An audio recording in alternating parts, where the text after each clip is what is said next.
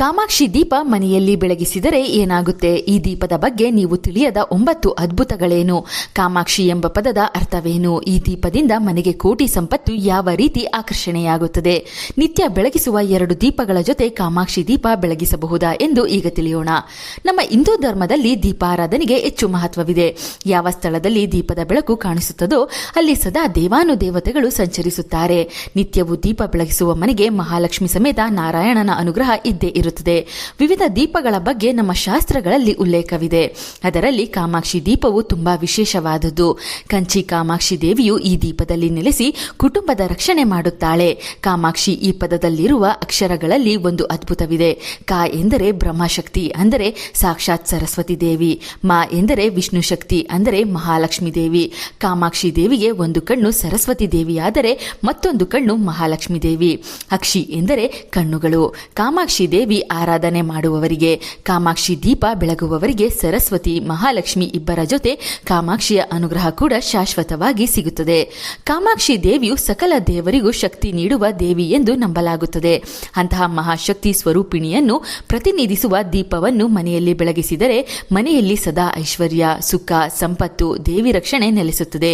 ಬೆಳ್ಳಿ, ಹಿತ್ತಾಳೆ, ಲೋಹದ ಕಾಮಾಕ್ಷಿ ದೀಪವನ್ನು ಮನೆಯಲ್ಲಿ ಬೆಳಗಿಸಬಹುದು. ವಂಶ ಪಾರಂಪರವಾಗಿ ಕಾಮಾಕ್ಷಿ ದೀಪವನ್ನು ಪಾಲಿಸುತ್ತಿದ್ದರೆ ಮಾತ್ರ ಮನೆಯಲ್ಲಿ ಬೆಳಗಿಸಬೇಕು ಎಂಬ ಯಾವ ನಿಯಮವೂ ಇಲ್ಲ. ನಿಮಗೆ ಯಾರಾದರೂ ಉಡುಗೊರೆಯಾಗಿ ಕಾಮಾಕ್ಷಿ ದೀಪ ಕೊಟ್ಟಿದ್ದರೆ ತುಂಬಾ ಒಳ್ಳೆಯದು. ಯಾರು ಕೊಟ್ಟಿಲ್ಲ ಎಂದರೆ ನೀವೇ ಅಂಗಡಿಯಿಂದ ತಂದು ಬೆಳಗಿಸಲು ಆರಂಭಿಸಬಹುದು. ಗಜಲಕ್ಷ್ಮಿ ಕಾಮಾಕ್ಷಿ ದೀಪ, ಅಷ್ಟಲಕ್ಷ್ಮಿ ಕಾಮಾಕ್ಷಿ ದೀಪ, ಲಕ್ಷ್ಮೀ ಕುಬೇರ ಕಾಮಾಕ್ಷಿ ದೀಪ, ವಿಘ್ನಹರ ಅಷ್ಟಲಕ್ಷ್ಮಿ ಕಾಮಾಕ್ಷಿ ದೀಪ, ಗೋವಿಂದ ಕಾಮಾಕ್ಷಿ ದೀಪ, ಹೀಗೆ ವಿವಿಧ ಕಾಮಾಕ್ಷಿ ದೀಪಗಳು ಮಾರುಕಟ್ಟೆಯಲ್ಲಿ ಸಿಗುತ್ತದೆ. ಯಾವುದೇ ರೂಪದ ಕಾಮಾಕ್ಷಿ ದೀಪವನ್ನು ಮನೆಯಲ್ಲಿ ಬೆಳಗಿಸಬಹುದು. ಮನೆಯಲ್ಲಿ ಬೆಳಗಿಸುವ ನಿತ್ಯ ದೀಪಗಳ ಜೊತೆ ಒಂದು ಕಾಮಾಕ್ಷಿ ದೀಪವನ್ನು ಬೆಳಗಿಸಬಹುದು. ಕಾಮಾಕ್ಷಿ ದೀಪವನ್ನು ನೇರವಾಗಿ ನೆಲದ ಮೇಲೆ ಇಡಬಾರದು.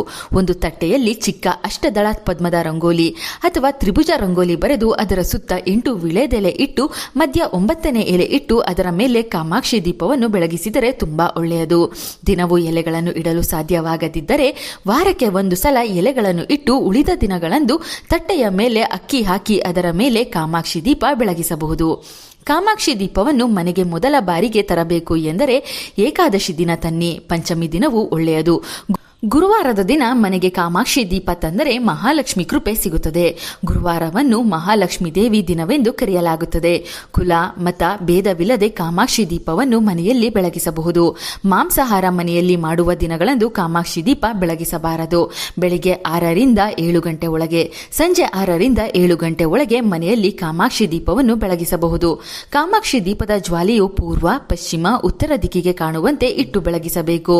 ದಕ್ಷಿಣ ದಿಕ್ಕಿಗೆ ಕಾಮಾಕ್ಷಿ ದೀಪದ ಜ್ವಾಲೆ ನೋಡಬಾರದು. ದೀಪದ ಜ್ವಾಲೆ ನಮ್ಮ ಕಡೆ ನೋಡುವಂತೆ ಇಡಬೇಕು.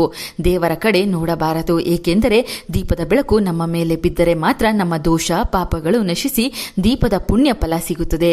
ಕಾಮಾಕ್ಷಿ ದೀಪವನ್ನು ಯಾವುದಾದರೂ ಕೋರಿಕೆ ನೆರವೇರಲಿ ಎಂಬ ಸಂಕಲ್ಪದಿಂದಲೂ ಬೆಳಗಿಸಬಹುದು. ಉದಾಹರಣೆಗೆ, ಸಾಲದ ಕಷ್ಟವಿರುವವರು ಇಷ್ಟು ಹಣದ ಅವಶ್ಯಕತೆ ಇದೆ, ಈ ಹಣ ಯಾವುದಾದರೂ ರೂಪದಲ್ಲಿ ನಮಗೆ ಸಿಗಬೇಕು ಎಂದು ಕಾಮಾಕ್ಷಿ ದೀಪ ಬೆಳಗಿಸಬಹುದು. ಆರೋಗ್ಯ, ಮದುವೆ, ಸಂತಾನ ಫಲಕ್ಕೆ, ಪತಿ ಪತ್ನಿ ಪ್ರೀತಿಗೆ, ಕೋರ್ಟ್ ಕೇಸ್, ಮನೆ ಭೂಮಿ ಸಮಸ್ಯೆ, ಹೀಗೆ ನಾನಾ ಕಷ್ಟಗಳು ಕಳೆಯಲೆಂದು ಕಾಮಾಕ್ಷಿ ದೇವಿ, ಸರಸ್ವತಿ ದೇವಿ, ಮಹಾಲಕ್ಷ್ಮಿ ದೇವಿಯನ್ನು ನೆನೆದು ಬೆಳಗಿಸಬೇಕು.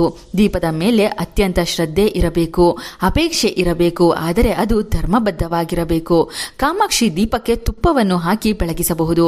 ಇಲ್ಲವಾದರೆ ಎಳ್ಳೆಣ್ಣೆ, 3ನೇಯದಾಗಿ ಕೊಬ್ಬರಿ ಎಣ್ಣೆಯನ್ನು ಹಾಕಿ ಕೂಡ ದೀಪಾರಾಧನೆ ಮಾಡಬಹುದು.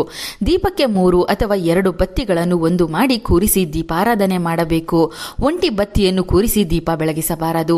ಯಾವಾಗಲೂ ಕಾಮಾಕ್ಷಿ ದೀಪ ಬೆಳಗಿಸುವಾಗ ಮನೆಯಲ್ಲಿರುವ ಸಕ್ಕರೆ, ಕಲ್ಲು ಸಕ್ಕರೆ, ಬೆಲ್ಲ, ಬಾಳೆಹಣ್ಣು, ದಾಳಿಂಬೆ ಹಣ್ಣು, ಒಣ ದ್ರಾಕ್ಷಿ, ಒಣ ಖರ್ಜೂರ ಇವುಗಳಲ್ಲಿ ಯಾವುದನ್ನಾದರೂ ನೈವೇದ್ಯವಾಗಿಟ್ಟು ನಮಸ್ಕಾರ ಮಾಡಿಕೊಳ್ಳಬೇಕು. ವ್ಯಾಪಾರ ಸ್ಥಳದಲ್ಲಿ ಕಾಮಾಕ್ಷಿ ದೀಪ ಬೆಳಗಿಸಿದರೆ ನಿರಂತರವಾಗಿ ಗ್ರಾಹಕರು ಅಂಗಡಿಗೆ ಬರುತ್ತಾರೆ. ಕಾಮಾಕ್ಷಿ ದೀಪದಲ್ಲಿ ನೋಡಬೇಕಾದ ಅತಿ ಮುಖ್ಯ ವಿಚಾರವೆಂದರೆ ಅದು ದೀಪದಲ್ಲಿರುವ ಶುಭ ಹಾಗೂ ಲಾಭಗಳು.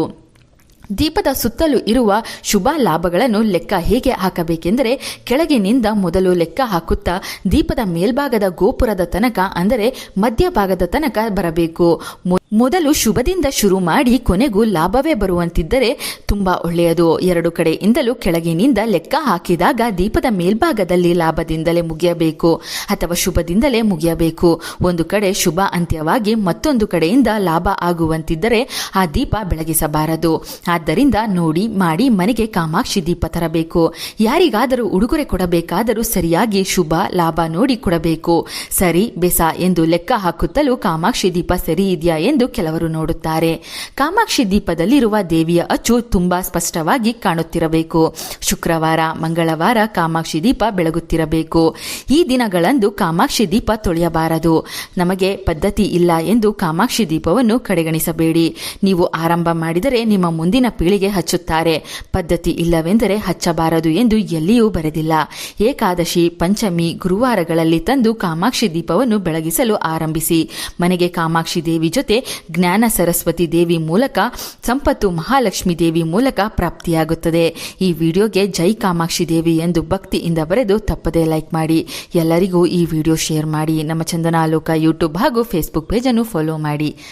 Thank you.